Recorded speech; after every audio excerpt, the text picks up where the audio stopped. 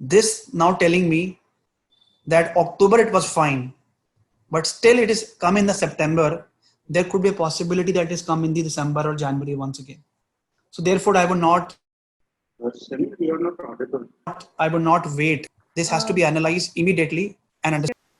Even though during one particular instance, if there is a control, there is a data outside the control limit, I would not be complacent and say that it has happened only once. I need to analyze the reason that why it has come, and therefore I'll be able to proceed further. So if there's a special cause, I need to know that special cause. I need to know that. I might not be able to find the solution right now, but yes, I need to know that why it has come. And then it happens, then I might be able to conclude that this is because of that. But I will not wait this to happen. This is very, very important. Even though you're doing really well, even though the special cause is good for the process, but I need to know the reason why. And that's what these control charts are for. So this is an example of P chart that we have done. Now let's do the C chart. So C chart is to be done when it is defects, okay, and my subgroup size is constant. So I have data for 50 weeks. I put it on mini tab. So I go to stats, I go to control charts, attribute charts, and I click on the C chart. So in variables, I put defect. So C chart will not give me an option to put the data points because it understands that the data points are same for all the months. So it is not asking for it. Okay. So I click on scale and put the number of week. So this is the C chart. What does it tell? Can someone help me with this control chart? It tells the number of defects in a given time frame, and at point 1 the system is out of control, otherwise the system seems to be in control. Most of the points are on the upper side of the average and some of the points are on the lower side, and a lower control limit cannot be less than 0. The minimum point is definitely 0. But we do see a lot of defect points touching the lower control limit. Yeah, so that is my question. That's what I wanted to know from you, that whether you can.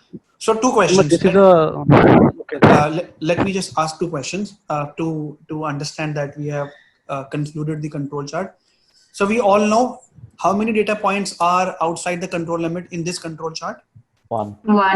There's only one. Yeah, it is already highlighted in red, which is outside. You can see the upper control limit here. However, did you see some data points which are on the borderline, on the lower control limit? Yeah. Yes. Like week 6, week 11, week 16, week 20, and week 21. So what would you do in that case? So this is a case of Poisson distribution. So number of defects can never be negative. It can never be less than 0. I'm not talking about Poisson distribution here. I'm just talking about what would be our scenario. What in that particular case, what we would do.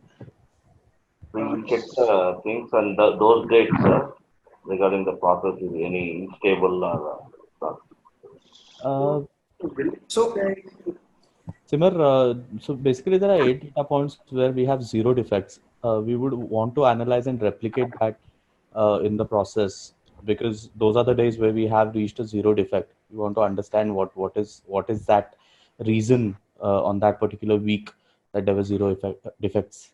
Which means you are concerned. You're not leaving it. No. Yes, we will need to check that. Yes. Yes, it will. We cannot just leave. Like if there is something which is not moving in the same pattern like the others within the specific within the near about the average, we need to look into it, especially when it is touching the LCL as to why it's 0. Absolutely. So in a nutshell, even though these data points are within the control limit, which are on the borderline, but I would like to, when I will conduct a meeting, when I will be asking questions, I will be concerned about these because these are very, very near. And since these have not been addressed, and that's the reason it has come again and again here. Okay. So it can come again, and that's the reason. Apart from this is for sure, I would also be concerned about these. So in your scenario, so I have taken example in such a way so that you'll be able to understand that even though if the data points are on the borderline, I will not wait, I will not sit and say that, I can go ahead and work on only of one of the data points. So I'll be more concerned about these data points also, because these can ever be converted into a lower control limit. And Simar, just a question. Looking at this data, even if we just have 8 data points right on the LCL, but even for the other data points, it's quite scattered. We have a lot of variations. So should we be concerned about that as well? So in the control phase, although there is a variation in this data, okay, you would not find this kind of a control chart at the end of during the control phase of your project, because then you would not see that kind of variance. Since the sample count is only very less, you see it's only 0 to 9. Okay, that's the reason you would see a lot of variation. But still looking at this example, the Minitab also itself says that this is a normal cause. Okay. I need not to worry about these variation, because there is a special cause that I'll be first concerned about, and second is that what we just talked about on the borderline. Perfect. Okay, though there is a variation, but that is a normal cause, that is not a special cause. Okay, so control chart, one thing which I did not discuss earlier, and that there was a reason why I did not do it. Control charts can be used in the measure phase as well, to show first of all that how much variation, that how much special cause variation that I have, and then I can use it in the control phase as well to do a comparison sort of a way, that earlier how much was a special cause and now how much was a special cause. Okay, so you would typically find these kind of a control chart during the measure phase, wherein you would see there is some amount of variation and there is a special cause as well.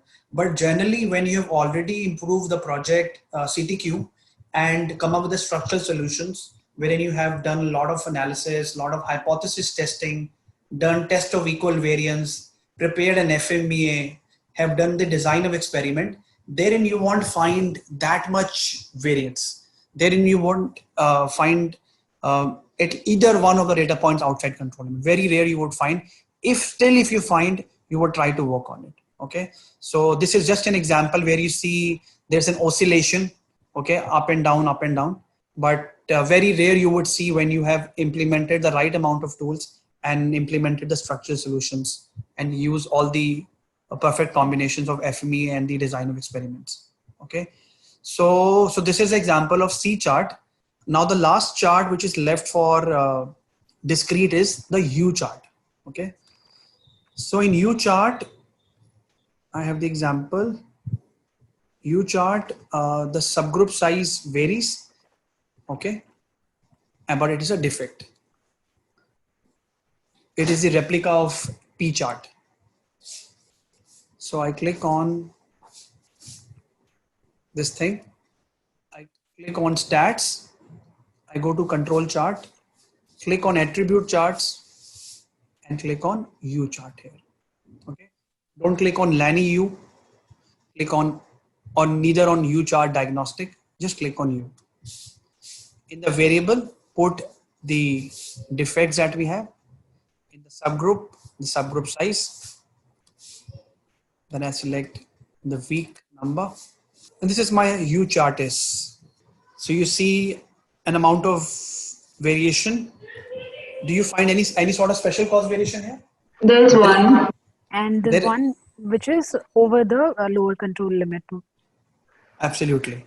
So you would also, you'd be very, very concerned about this data point. Okay. However, you will not leave this data point as well, because this is near the borderline. Okay. And this is not being addressed. That's the reason it has come again here. There is a peak here. So this U chart is telling me that what are the data points which are outside the control limit and what are the data points which are within the control limits. So the interpretation of all the chart remains the same. It's the upper control limit and the lower control limit that we have to consider. It's just that the path is different in Minitab, and it is to be used at a stage where it is required. The prerequisite is that what it is.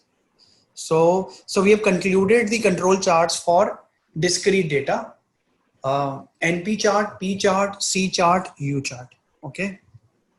So I would go back to the presentation. So we have concluded defective constant NP, defective non-constant P, defect constant C, and defect non-constant U. Does anybody has any question? The variable control charts are little complicated than the attribute ones, but that is also very simple. If we understand it well, then we'll be able to remember it if you practice it regularly. But these are a little different from the attribute ones. So if you don't have any questions on the attribute ones, we can go to the variable ones. Simar, can you go to the U chart which we just prepared? The one which... Yeah, sure, I can.